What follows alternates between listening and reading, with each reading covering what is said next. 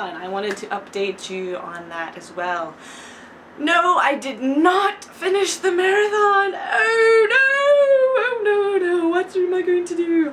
I did not finish the marathon, but for a good reason. And I'm going to explain the logic here.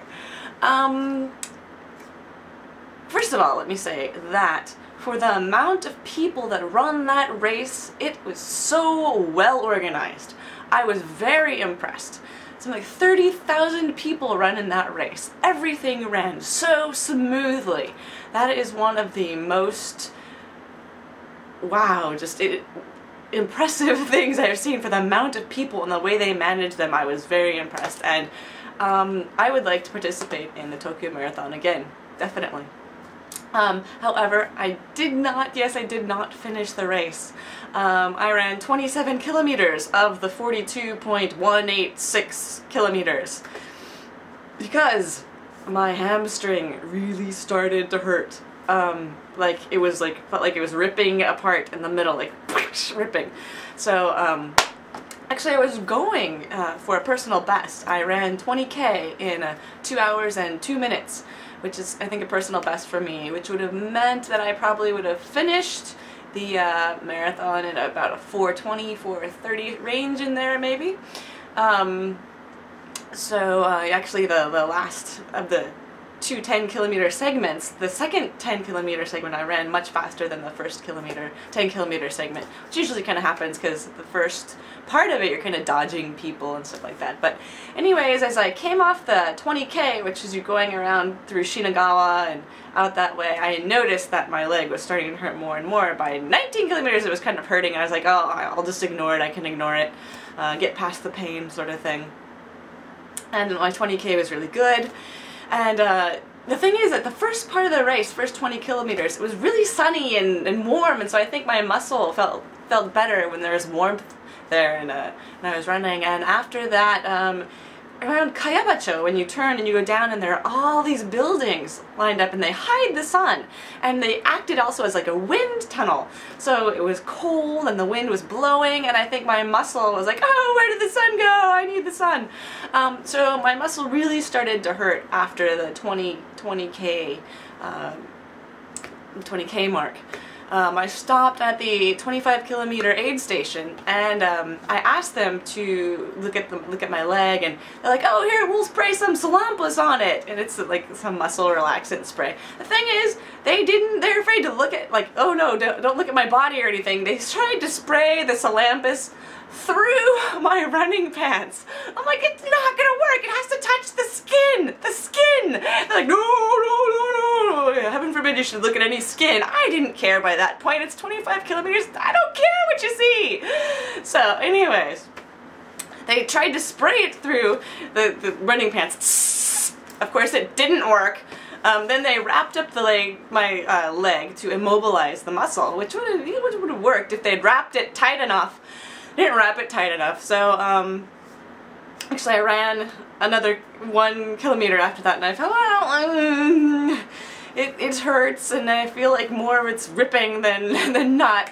So I ran to the 27 kilometers, so I ran an additional 2 kilometers after wrapping it, and to the 27-kilometer aid station, and there's a woman who looked at my leg, and she was kind of massaging it, and she said, what do you want to do? Do you want to keep going? Do you want to retire? And at that point I felt it was probably better to retire and have an injury that lasted a week as compared to 10 weeks or, you know, several months. So I decided to retire from the race. But actually the people at the 27-kilometer medical station were really helpful. And so I retired from the race, and they gave me this, everybody got one of these actually, excuse me. They gave me this blue poncho thingy. This is a blue poncho, and it says on the back, Tokyo Marathon, can you see it? Tokyo Marathon 2008, and it's going to be backwards on the camera. Anyways, so I was wearing this and my running shorts, and I'm sitting in my pants, and actually this does not keep you warm. but it's kind of fun to have, I suppose, as a memorabilia. So actually they had a hato bus, a big yellow bus, tourist bus, sitting there, and I got on the bus, and I waited for about an hour, and then they took the other injured people who were there with me us back to the finish line, and we were able to pick up our stuff and you know, go home or do whatever after that. But actually overall it was a great experience. I feel like in terms of running, my endurance is getting longer, is you know, also getting better. I'm able to pace my energy better as well. So overall it was a great experience, and I would definitely participate again. I'll enter for next year's race. If I'm here or if I'm in America, it doesn't matter. I will come here and race, and it'll be a good excuse to come here again. But I do have some advice for whoever the organizers are. Move it to a warmer time of the year. February, the coldest month of the year, is not really a good month to hold it. I personally vote for October or November, especially because it starts at Tochomae, which is kind of as in Shinjuku, and they have beautiful ginkgo trees there, which in the fall are beautiful yellow leaves, and I think that would be a better time to actually hold the race, or even, you know, cherry blossom season. Anytime that's warmer than February. Thank you. Anyways, overall I had a great experience. So that's kind of what I wanted to say today.